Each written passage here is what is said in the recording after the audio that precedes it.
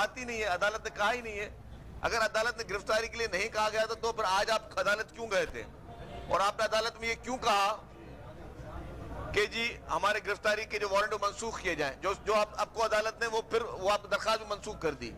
تو صرف آپ دیکھیں, قوم دیکھیں, نوجوان دیکھیں, پڑھے لکھے لوگ دیکھیں, سمجھدار لوگ دیکھیں, جن کو خدا نے شعور دیا وہ دیکھیں کہ ایک جماعت جو کہ صرف جھوٹ, فریب اور لوگوں کو بیوقوف بنانے میں مصروف عمل ہے, وہ جماعت جو صرف اور صرف عوام کو غلط باتیں کرنے میں مصروف عمل ہے, جن اداروں کے کندھوں پہ چڑھ کے آئے اور 3.5 سال اس قوم کا, اس پاکستان کا, اس عوام کا استحصال کیا, پاکستان کی عوام کا استحصال کیا, پاکستان کی معیشت کا استحصال کیا.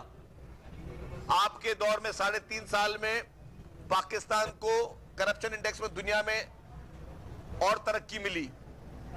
پاکستان کی ہسٹری میں کبھی اتنی بڑی کرپشن کی انڈیکس میں پاکستان کے نمبر نہیں گئے جتنا آپ کی موجودگی میں گئے, کیونکہ آپ صادق و امین نہیں تھے. اور جس کے کہنے پہ, جن کے کندھوں پہ چڑھ کے آپ اقتدار میں آئے, آپ اتنے محسن کش ہیں کہ آپ نے ان کے پیٹھ پہ چھرا گھونپا اور ان کے خلاف مہمیں چلا رہے. آپ ان اداروں کے خلاف جن کے لیے آپ کہتے تھے کہ سب سے زیادہ جمہوری یہ شخص ہے. جب آپ اقتدار میں تھے, وزیر اعظم تھے خان صاحب, تو کہتے تھے جی کہ باجوہ صاحب جیسا کوئی جمہوریت پسند کوئی نہیں ہے. سب سے لبرل باجوہ صاحب ان کو لگتے تھے. جب تک وہ ان کو اپنے گود میں بٹھا کے اقتدار کی کرسی کے مزے دلوا رہے تھے, تب تک ان کو سب سے زیادہ اچھے باجوہ صاحب لگ رہے تھے. اور جس دن ادارے نیوٹرل ہوئے, جس دن انہوں نے کہا کہ اب ہمارا سیاست سے کوئی تعلق نہیں ہے, تو سب سے زیادہ آپ گالم گلوچ پورے اس ادارے کے اوپر, ادارے کے ہر افسر کے اوپر, ادارے کے ہر افسر کو آپ بلیک میل کرنا شروع کر رہے ہو. اور یہ بلیک میل کا مقصد کیا ہے؟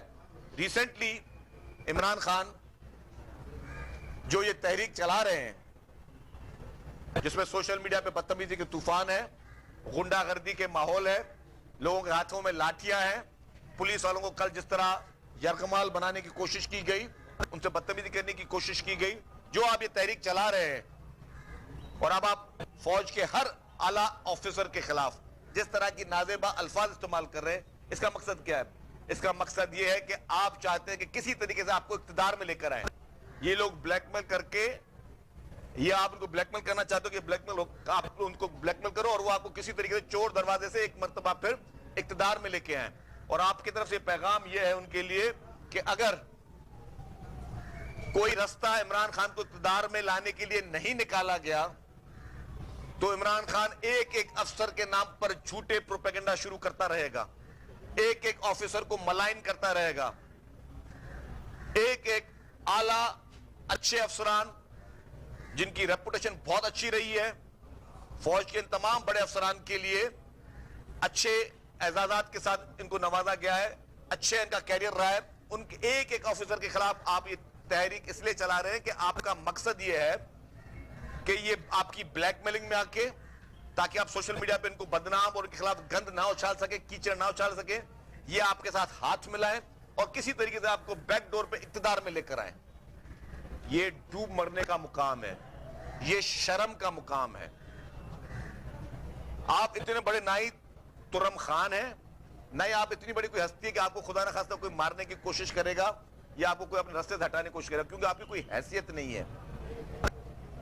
آپ جیسے بہت سارے لوگ اس ملک میں آئے اور پھر ان کا باپ بند ہو چکا ہوتا ہے.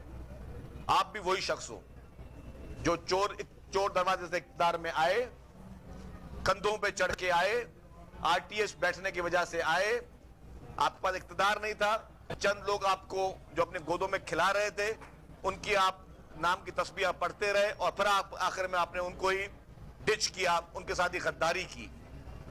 تو آپ اپنے محسنوں کے ساتھ سچے نہیں ہو, آپ کسی اور کے ساتھ کیا سچے ہوں گے؟ اور میں یہ پہلے 10 دفعہ کہہ چکا ہوں, حضرت علی کا قول میں گھڑی گھڑی یاد کرتا ہوں کہ حضرت علی کا قول یہ کہ جس پہ احسان کرو اس کے شر سے ڈرو. اور احسان فراموش شخص جو ہوتا ہے, میں سمجھتا ہوں کہ اس کی نہ دین میں کوئی عزت ہے نہ دنیا میں کوئی عزت ہے. آج بھلے جو بھی چل رہا ہے زمان پارک میں اس پہ ڈسکس نہیں کروں گا, زمان پارک کی کہانیوں پہ میں ڈسکس نہیں کروں گا, یا ایسے پہلے बन्नी गाला की कहानियों पे मैं डिस्कस नहीं करूंगा, लेकिन जो चल रहा है वो अच्छा नहीं चल रहा, जो पैगामात सुनने को मिल रहे हैं वो अच्छे नहीं मिल रहे, और ये जाली प्लस्तर लेकर कब तक आप बचते रहेंगे?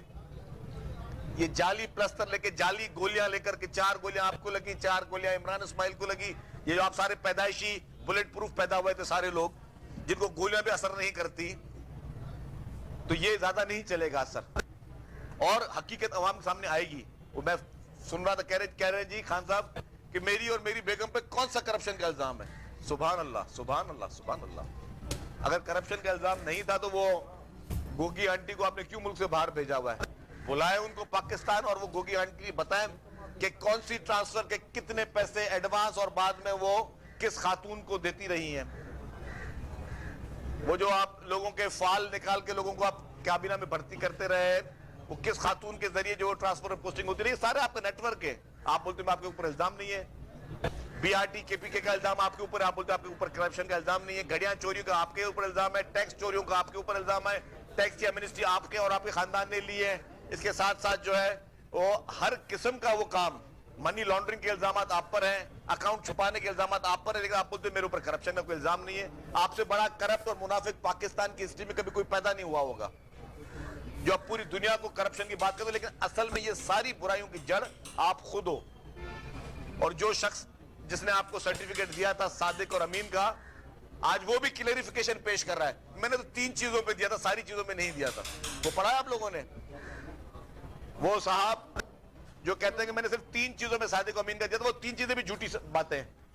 अगर वो पूरी पिटीशन पढ़े और उस पिटीशन का गौर करें तो इस शख्स को सादिक और अमीन का तस्वर भी दूर की बात है। और मैं समझता हूं कि दुनिया में कोई इंसान सादिक और अमीन नहीं हो सकता। सादिक और अमीन जो है, ये लफ्ज, ये इस्लाह, ये किसी और हस्ती के लिए हुई थी। हम सब गुनाहगार आदमी, हम उसके करीब भी नहीं जा सकते। और ये बड़े फख्र से कहता है, हाथ में तस्बीह पकड़ के, जी मैं सादिक अमीन हूं, पाकिस्तान का वाहिद सादिक अमीन हूं। एक तो डूब मरने चाहिए ऐसे सादिक अमीन पे, और जिसने इसको सर्टिफिकेट दिया है उसको भी 100 दफा सोचना चाहिए कि इस मुल्क के साथ, इसका अवाम के साथ आप लोगों ने क्या क्या जुल्म किया है। आप बिल्कुल आंसरेबल है। और आज वो शख्स जिसका मकसद है कि पाकिस्तान को किस तरीके से नुकसान पहुंचाया जाए, या मुझे वजीर आजम की कुर्सी दो वरना मैं पाकिस्तान के साथ वो हशर करूंगा जो दुनिया याद करेगी, क्योंकि उस शख्स के पीछे बैरूनी खुफिया हाथ मौजूद हैं। उस शख्स के पीछे ऐसी ताकतें मौजूद हैं जो उसको सपोर्ट कर रही हैं, जो उसको फंडिंग कर रही हैं, जो उसको इलेक्शनों में भी फंडिंग करती रही हैं, जो इसकी पूरी तहरीक में भी इसको फंडिंग करती रही हैं। और वो ताने बाने करीबी से मिलेंगे, इतना ज्यादा दूर जाने की जरूरत नहीं है। सरहद को थोड़ा पार करेंगे तो आपको पता चल जाएगा कि ताने बाने कौन से ममालिक से मिल रहे हैं, कहां से फंडिंग आ रही है, कहां से इनकी मदद की जा रही है।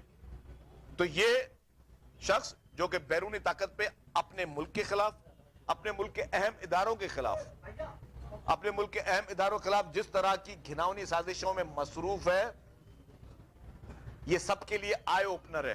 क्योंकि पाकिस्तान है तो हम हैं, इक्तदार रहे ना रहे, हुकूमतें रहे ना रहे, लेकिन मुल्क सलामत रहना चाहिए।